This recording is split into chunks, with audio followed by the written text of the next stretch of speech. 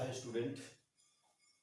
आज हम लोग मैथ्स में देखेंगे नंबर सिस्टम या संख्या पद्धति।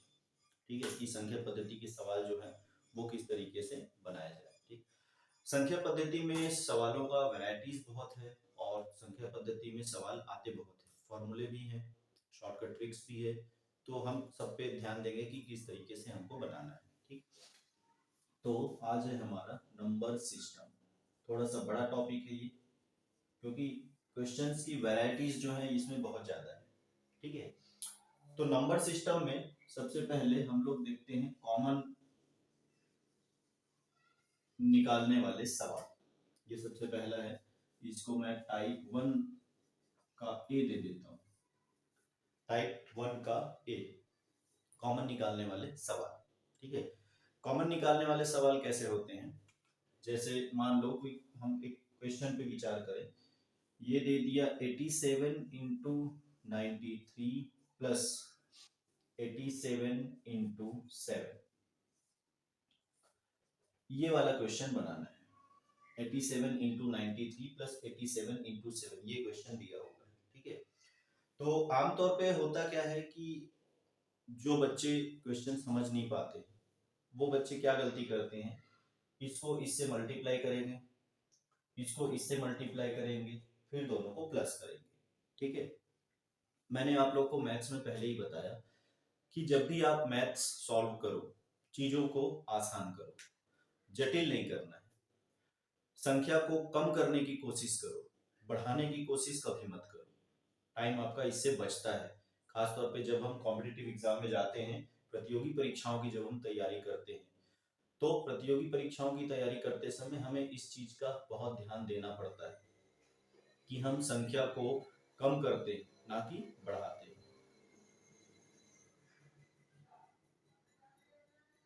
ठीक है, तो संख्या को कम करने की कोशिश कीजिए। अब ये क्वेश्चन जो है ये आसान तरीके से आपको कैसे बनाना है, तो इसमें दोनों में देखिए 87 भी है, इसमें भी 87 है, प्लस हो सकता है माइनस हो सकता है।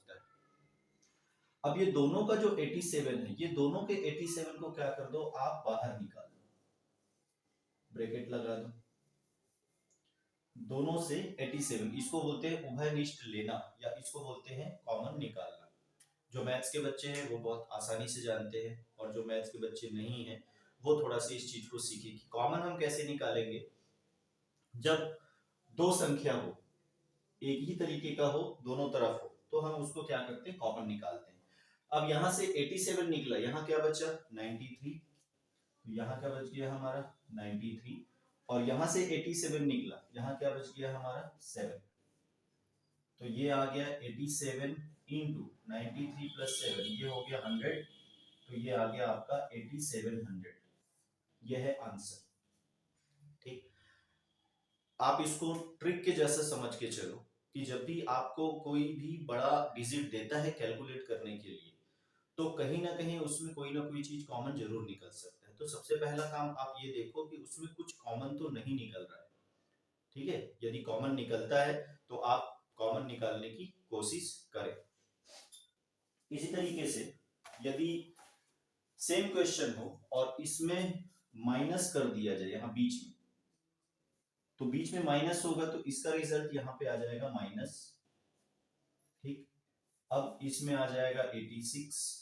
अब इसको आप क्या करो, मल्टीप्लाई करो। 87 इंटू 86 का मल्टीप्लीकेशन जो भी उसका रिजल्ट आता है ना, तो इस तरीके से ये मल्टीप्लाई करके आप उसका आंसर निकाल सकते हो। चलिए एक आध क्वेश्चन और इसमें करते हैं। क्वेश्चन है 6784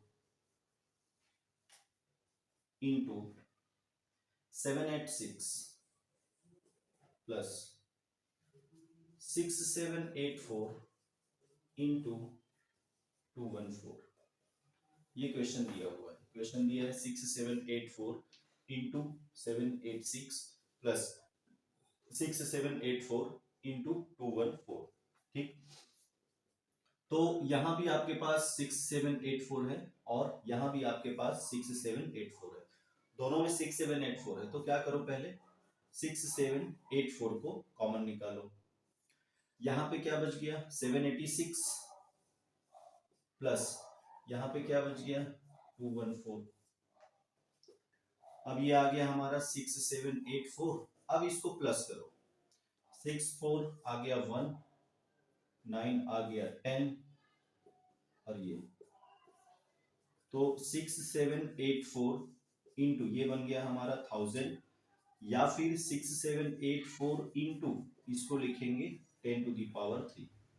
ऐसा भी लिख सकते हैं या तो 6784,000 6784,000 ऐसा भी लिख सकते हैं। वो डिपेंड करता है कि आपका जो ऑप्शन दिया हुआ है वो आपका ऑप्शन किस तरीके से है।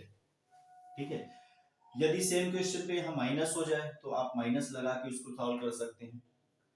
तो कॉमन वाले जो क्वेश्चंस होते हैं वो आपको इस तरीके से बनाने हैं। ठीक है, इसमें पार्ट बी, ये टाइप 1 का पार्ट ए था, कॉमन निकालना सीखें कैसे हम कॉमन निकाल के कर सकते हैं। इस टाइप के 2-4 क्वेश्चन आप बना लो, ज्यादा नहीं। जब आप नोट्स तैयार कर रहे हो तो नोट्स तैयार करते समय उस टाइप के 2-3 क्वेश्चन आप बना के रखो, ताकि यदि क्वेश्चन दिखता है तो वो आपका वहां पे बनना चाहिए। ठीक, टाइप बी में हम देखते हैं। टाइप बी में स्क्वायरिंग करना है ना, या तो वर्ग, सीधा सीधा वर्ग का। जैसे मान लो आपको 104 का स्क्वायर दिख गया। अब क्वेश्चन है कि 104 का स्क्वायर आपको निकालना है। तो एकदम से शॉर्टकट तरीका मैं आपको बताता हूं कि 104 का स्क्वायरिंग आप कैसे निकालोगे। ठीक है, तो 104 को आपको क्या करना है 100 प्लस 4 के पार्ट में लिखना है। मतलब आप 104 को ऐसा लिखो कि जिसका स्क्वायरिंग आप आराम से कर सको। जैसे 100 का स्क्वायर है, 100 का स्क्वायर आप आराम से कर सकते हो। 4 का स्क्वायर है, 4 का स्क्वायर आप आराम से कर सकते हो। ठीक है, तो आपको क्या करना है, अब ये a हो गया और ये आपको b हो गया। सिंपल सा एक फॉर्मूला हम लोग यूज करते हैं, a प्लस बी का whole square is equal to a square plus 2ab plus b square. ये आप निकाल सकते हो, a square plus 2ab plus b square. a का स्क्वायर मतलब ये हो जाएगा 100 का स्क्वायर प्लस 2 इंटू a का मतलब 100 और b का मतलब 4 प्लस b का स्क्वायर मतलब ये आ जाएगा 4 का स्क्वायर। ठीक है, 100 का स्क्वायर मतलब 10 इंटू 10, 100 इंटू 100 प्लस ये 400 इंटू 2, ये हो गया आपका 800 प्लस ये हो गया 16। ये डिजिट आप प्लस करो, मतलब 1 2 3 4 प्लस इसमें आप क्या कर दिए 800 प्लस इसमें आप क्या कर दिए 16। तो ये रिजल्ट क्या मिला 10816। ये इस तरीके से स्क्वायरिंग वाला जो क्वेश्चन है वो आपको ऐसा बनाना है। ठीक है, इसमें एक ट्रिक और है। ये तो फॉर्मूला बेस हो गया कि भाई यदि ऐसा आता है तो आप उसको फॉर्मूला बेस किस तरीके से बना सकते हो, है ना। इसमें एक ट्रिक मैं आपको और बता दूं कि इस तरीके से जब भी किसी बड़े डिजिट का आपको स्क्वायरिंग करना हो तो आप कैसे करोगे। जैसे कोई भी बड़ा डिजिट हम ले लेते हैं, जैसे मान लो 25 का स्क्वायर करना है ना। 25 का स्क्वायरिंग वैसे 625 होता है, पर कई लोगों को पता नहीं होता है ना। आमतौर पे हम लोग को स्क्वायरिंग में 10 तक का स्क्वायरिंग पता होता है, 12 का भी कई लोगों को नहीं पता, 13 का भी नहीं पता। अब आप टेबल याद करने तो नहीं जा सकते, अब आपकी उम्र नहीं रही कि आप टेबल पकड़ो और टेबल याद करो, और कितने तक का याद करोगे। उससे अच्छा एक बहुत आसान सा तरीका मैं बता दूं। क्या करना है, ये आपका हो गया a, ये आपका हो गया b। सबसे पहला काम है b का स्क्वायर करना। तो b का स्क्वायर जब आप करोगे, b का स्क्वायर करने पे जैसे 5 का स्क्वायर हुआ, 5 का स्क्वायर कितना मिल गया 25, तो 5 को लिख दिए, 2 को हमने ले लिया। ठीक है, अब करना है 2ab, तो 2 इंटू 2 इंटू 5, फॉर्मूला वैसा ही है a square plus 2ab plus b square, formula वैसे ही काम करेगा। अब हम ट्रिक में क्या कर रहे हैं, पीछे से निकाल रहे हैं b स्क्वायर से। तो b स्क्वायर जब आप करोगे तो b स्क्वायर करोगे तो लास्ट डिजिट लेके बाकी जो अगला डिजिट है उसको आप रेस्ट अमाउंट में अपना ले लो। ठीक है, तो 2ab कितना हुआ 2 इंटू 2 4, 4 प्लस 2 20 और 20 और 2 आया था हमारा 22। तो उसमें से हमने ले लिया फिर से 2, बच गया ये 2। अब ये जो बचा 2 का स्क्वायर कर देते हैं, 2 का स्क्वायर 4 प्लस ये जो बचा 2 था ये आ गया 625। बार बार इसकी जब आप प्रैक्टिस करोगे तो ये बहुत आसानी से निकलता है। ठीक है, तरीका बहुत आसान है। क्या करना, पीछे के अमाउंट को लेना, इन दो में से पहले 5 का स्क्वायर लेना, 5 का स्क्वायर करोगे तो कितना होगा 25, 25 में से 2 बच गए, उसको आप अलग रखो। उसके बाद ये दोनों को मल्टीप्लाई करने के बाद इंटू 2 कर दो, जैसे 5 इंटू 2 किए है ना, 2 इंटू 5 के 10 आया, इंटू 2 कर दिए 20 आया। अब जो बचा 2 था उसको प्लस 2 कर दिए तो 22 में से 22 में से फिर से हमने 2 ले लिया, जो बचा 2 उसको अलग रखो। अब ये 2 का स्क्वायर करो, 2 का स्क्वायर कितना हो गया 4, 4 प्लस 2 कितना हो गया 6। ऐसा क्वेश्चन जो है ये आपको इस तरीके से बनाना है। इसी में जैसे कोई बड़ा अमाउंट आ गया कि भाई जैसे 94 का स्क्वायर लेना है, तो 94 का स्क्वायर करने के लिए क्या करो, जो पहला टाइप है उस पहले टाइप में यदि आप चलते हो है ना, या तो पहले शॉर्टकट ट्रिक से मैं बता दूं कैसे करना है। तो पहले 4 का स्क्वायर करो, 4 का स्क्वायर 16, बचा कितना आपके पास 1। 9 इंटू 4 हो गया 36, 36 इंटू 4 हो गया 72, 72 प्लस 1 हो गया 73, बचा कितना 7। 9 का स्क्वायर हो गया 81, 81 प्लस 7 कितना हो गया 88, तो ये आएगा 8836। तो 94 का स्क्वायर 8836। ठीक है, ये तो हमारा हो गया शॉर्टकट तरीका वाला मेथड। अभी हम देखते हैं स्क्वायरिंग वाला जो फॉर्मूला बेस्ड तरीका है, दोनों वही है बस बनाने का तरीका अलग। इसको आपको करना है 100 माइनस 6 का स्क्वायर, ये 100 माइनस 6 का क्या करना आपको होल स्क्वायर करना। तो 100 माइनस 6 का होल स्क्वायर, अब यहां फॉर्मूला लग जाएगा a square minus a minus b का whole square is equal to a square minus 2ab plus b square. a का स्क्वायर हो गया 100, 100 का square minus 2 into a 100, b हो गया 6 प्लस 6 का स्क्वायर, 100 का स्क्वायर माइनस 600 इंटू 2, ये हो गया 1200 प्लस 36। ठीक है, तो अब इसको आप सॉल्व कीजिए, ये प्लस 36 हो गया माइनस 1200, तो इतना ही रिजल्ट आएगा। आप जब इसको सॉल्व करोगे तो आपका जो रिजल्ट आएगा वो लगभग इतना ही आएगा। ठीक है, इस तरीके से स्क्वायरिंग का जो क्वेश्चन है उसको आप सॉल्व कर सकते हैं। टाइप सी में आ जाते हैं। इसमें टाइप सी में किस टाइप का क्वेश्चन आता है? टाइप सी में एक फॉर्मूला काम करता है, a square minus b square is equal to a plus b into a minus b. ये है हमारा टाइप सी का जो क्वेश्चन है, वो टाइप सी का क्वेश्चन कुछ इस तरीके का है। अब ये क्वेश्चन कैसा दिया हुआ रहता है, तो जैसे मान लो 94 का स्क्वायर माइनस 6 का स्क्वायर, इसका रिजल्ट आपको निकालना है। क्वेश्चन देखने में बहुत बड़ा लगता है, आपको क्या करना है 94 का स्क्वायर माइनस 6 के स्क्वायर में 94 को क्या ले लो आप a ले लो, ये हमारा हो गया a, और इसको ले लो b, ये हो गया आपका b। तो एक बार क्या करना 94 प्लस a करना, और एक बार क्या करना 94 माइनस a करना, मतलब माइनस 6 करना। एक बार 94, देखो a plus b a minus b होता है, ये तो फॉर्मूला है ना। कई बार इसको फॉर्मूले के तौर पे लोग नहीं बताते हैं, सीधा सीधा आपको बताएंगे कि भाई ये ट्रिक है। तो आप इसको एक शॉर्टकट तरीके के जैसे याद रखना चाहो तो ऐसा क्वेश्चन आएगा, तो एक बार दोनों को जोड़ना, प्लस करना, और एक बार दोनों को माइनस करना, रिजल्ट आपके सामने होगा। ठीक है, या तो आप फॉर्मूला याद करो, क्योंकि ये फॉर्मूला जो है आप लिख के रखोगे तो कहीं ना कहीं आपको वो जरूर काम आएगा। ठीक, तो 94 प्लस 6 कितना हो गया 100, और 94 माइनस 6 कितना हो गया 88। तो इस तरीके से ये आ गया 8800। ये बात समझ में आई ना? तो आप आसानी से इस तरीके का क्वेश्चन बना सकते हो। चलिए इसमें एक क्वेश्चन और देख लेते हैं, कोई बड़ा क्वेश्चन देखते हैं। जैसे मान लो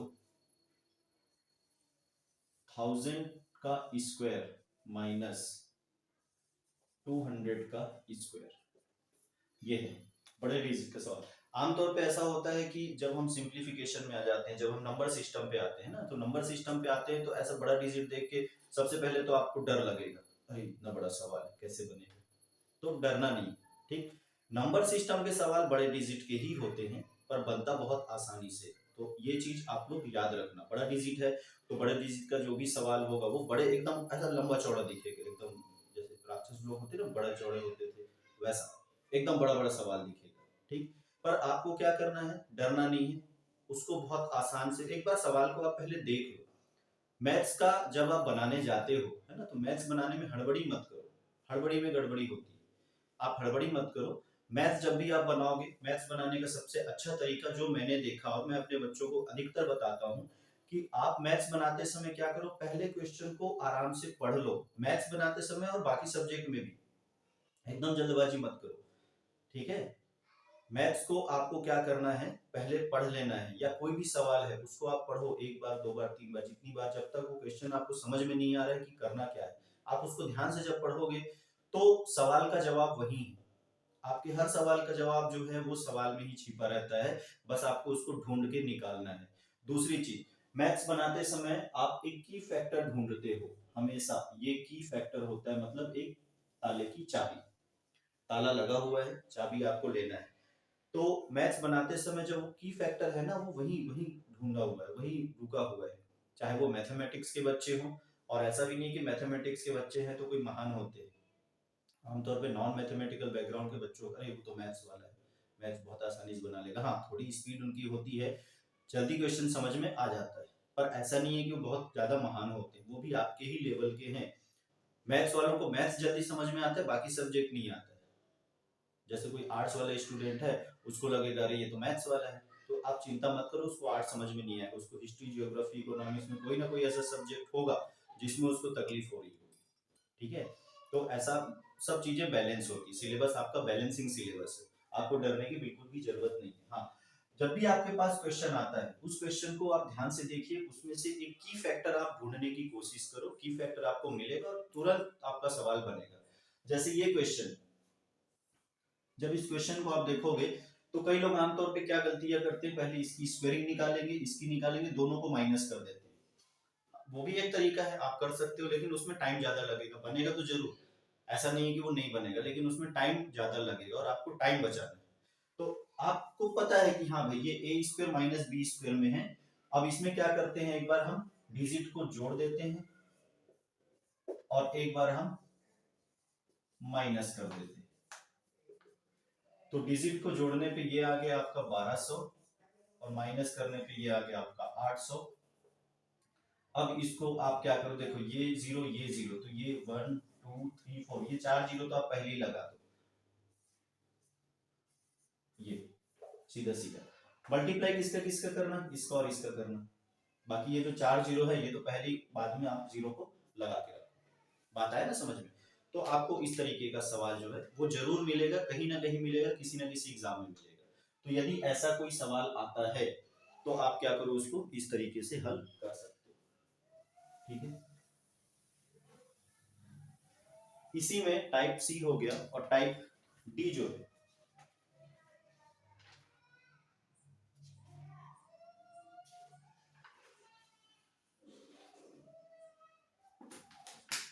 टाइप डी में अभी हम लोगों ने प्लस वाला देखा था, अभी हम माइनस वाला देख लेते हैं। जैसे मान लो, सॉरी, अभी हम लोगों ने माइनस वाला देखा था, अभी हम प्लस वाला देख लेते हैं। 200 का स्क्वायर, मान लो ये डिजिट प्लस में आ जाए, है ना, 1000 प्लस 1000 का स्क्वायर प्लस 200 का स्क्वायर, ऐसा कुछ आ जाए, तो इसको आपको क्या करना है, इसको आपको कुछ नहीं करना, इसको क्या करना, 1/2 1000 प्लस 200 का स्क्वायर प्लस 1000 माइनस 200 का स्क्वायर, ऐसा। ठीक है, मतलब आपका क्वेश्चन इस फॉर्म पे है, a square plus b square इस फॉर्म पे है, तो ये आ जाएगा ए प्लस बी का होल स्क्वायर प्लस ए माइनस बी का होल स्क्वायर, ये बनता है इसका फॉर्मूला। और यदि आपको फॉर्मूला याद नहीं आ रहा है, ठीक है, तो आप ऐसा याद रखो कि इस तरीके का सवाल आया तो उसको ऐसे बनाना है। नंबर सिस्टम के साथ सबसे बड़ी खास बात यह है कि आप वैरायटीज याद रखो। हाँ, टाइप ए ऐसा सवाल आया तो ऐसा बनाना, टाइप बी ऐसा सवाल आया तो ऐसा बनाना, टाइप सी में ऐसा आया तो ऐसा बनाना। ठीक है, तो वो आपसे क्वेश्चन बनने लगता है। तो इसका जब सॉल्यूशन आप देखोगे तो इसका सॉल्यूशन आएगा 1/2, ये है 1200 का स्क्वायर प्लस ये है 800 का स्क्वायर, तो ये 1/2। अधिकतर बच्चों को स्क्वायरिंग में प्रॉब्लम होती, तो आप क्या करो, जब भी ऐसा डिजिट वाला है, पूर्णांक में स्क्वायरिंग है, तो पूर्णांक में इसका 12 का स्क्वायर होता है 144, सीधा सीधा। चाहो तो 12 का स्क्वायर कर सकते हो, और ये डबल जीरो है ना, तो ये 4 बार लग जाएगा। प्लस 8 का स्क्वायर होता है 64, 1 2 3 4। अब इसको आप प्लस करो और सॉल्व करो, ये आपका मिल गया। ठीक है, तो आपको क्या करना है, प्रैक्टिस। आप इसमें जितना ज्यादा प्रैक्टिस करोगे, type A, type B, type C और टाइप डी, आज हमने मतलब टाइप 1 में ही ए, बी, सी और डी 4 टाइप के सवाल हमने किए। अब ये चारों टाइप के सवाल आप घर में जाइए, प्रैक्टिस कीजिए, नोट्स बनाइए। सबसे अच्छा काम है मैथ्स बनाने का कि नोट्स आपको बनाते रहना है। ठीक है, और जिन बच्चों को मैथ्स से डर लगता है, क्योंकि सब्जेक्ट है, छोड़ नहीं सकते हैं, तो जिन बच्चों को मैथ्स से डर लगता है उनके लिए मैं 2 पंक्तियां कहना चाहूंगा यहाँ पे कि सुना है समंदर को आज बड़ा गुमान है, सुना है समंदर को आज बड़ा गुमान है, मेरी कश्ती वहां ले चल जिधर तूफान है। तो ये भावना आप रखिए और चैलेंज लेके आप बनाइए कि नहीं भैया आज हमको बनाना ही है, कुछ भी हो जाए, कैसा भी हो जाए, 2 क्वेश्चन 3 क्वेश्चन आप बनाने। मैथ्स ऐसा ही बनेगा, और मैं बता रहा हूँ कोई भी सब्जेक्ट ऐसा बनेगा। आपको दृढ़ संकल्पित होके ही काम करना है ना। ये 2 मिनट में सफलता मिल जाएगी, आप इसको देखोगे तो 4 मिनट में सफलता मिल जाएगी, ये बकवास बात है। ये यूट्यूब में जितने आजकल आजकल तो एकदम महासागर बना हुआ है कि आप इसको पढ़ो, आप इसको सुनो, आपको 1 घंटे में। भैया जिन्होंने बनाया उनको नहीं मिली, जो लोग वीडियो बना रहे हैं उनको सफलता नहीं मिली है, इसलिए तो वीडियो बना रहे हैं। कोई कलेक्टर तो वीडियो नहीं बना रहे, प्रधानमंत्री तो नहीं बना रहे, सीएम तो नहीं बना रहे, समझ में है ना। तो ऐसी चीजों से बच के रहिए, कठिन परिश्रम कीजिए, दृढ़ संकल्पित होकर काम कीजिए, और एक चैलेंज है, आपको वो चैलेंज लेना है और उस चैलेंज के पार जाना है। ठीक है, तो वो बिल्कुल आप चैलेंज लीजिए, आप बैठिए, मैथ्स बनेगा, जरूर बनेगा। जिन लोगों को मैथ्स से डर लगता है, आज करूंगा, कल करूंगा, परसों करूंगा, नरसों करूंगा, ये आप बिल्कुल भी मत करो। मेरे जीवन का एक आपको अनुभव बताता हूँ, एक सच्चाई है मेरे जीवन की, है ना, तो ये मैं शेयर करना चाह रहा हूँ आप लोग से। मैं जब इंजीनियरिंग में था तो मेरे को केमिस्ट्री से बड़ा डर लगता था। मैं इंजीनियरिंग इसीलिए किया कि केमिस्ट्री ना पढ़ना पड़े। मेरे इंजीनियरिंग करने का खास कोई वैसा मकसद नहीं था कि मेरे को बहुत बड़ा इंजीनियर बनना है ना। हाँ भाई इंजीनियर है तो सोचते हैं कि भाई हम इंजीनियर बन जाए, पर मुझे ऐसा लगता था कि इंजीनियरिंग करूंगा क्योंकि मेरे को किसी ने बताया था कि इंजीनियरिंग करने पे आप एक ब्रांच लेते हो, और जब वो ब्रांच लेते हो तो उसमें ये सब्जेक्ट नहीं पढ़ना पड़ता है। तो मैथ्स अच्छा लगता था, मैथ्स वाले हम मैथ्स बना लेते थे। फिजिक्स भी अच्छा लगता था, बेसिकली मैं हूं तो फिजिक्स का टीचर और मैथ्स का टीचर। तो अब जब हमने ले लिया ब्रांच, तो ब्रांच लेने के बाद जब हम पहले सेमेस्टर में गए तो सबसे पहला सब्जेक्ट केमिस्ट्री, दिमाग खराब। 5 सब्जेक्ट में से पहला सब्जेक्ट का बुक आया केमिस्ट्री, भाई केमिकल साइंस, दिमाग वैसे ही खराब। अब क्या करें, अब इंजीनियरिंग ले लिए, फीस पटा दी, सब कुछ है तो पढ़ना तो पड़ेगा। तो मैं उसको टालते गया। हमारा सेमेस्टर एग्जाम होता था तो 6 महीने बाद हमको एग्जाम देना, जैसे आज आज आज मैंने एग्जाम, आज मैं एडमिशन लिया तो 6 महीने बाद एग्जाम देना है। तो आज छोड़ो हटा, कल पढ़ेंगे, कल पढ़ेंगे, कल पढ़ेंगे, कल, ऐसा कल कल करते करते मैं डरता था ना उससे पढ़ने से, मेरे को पता नहीं क्यों वो इंटरेस्ट ही नहीं लगता था।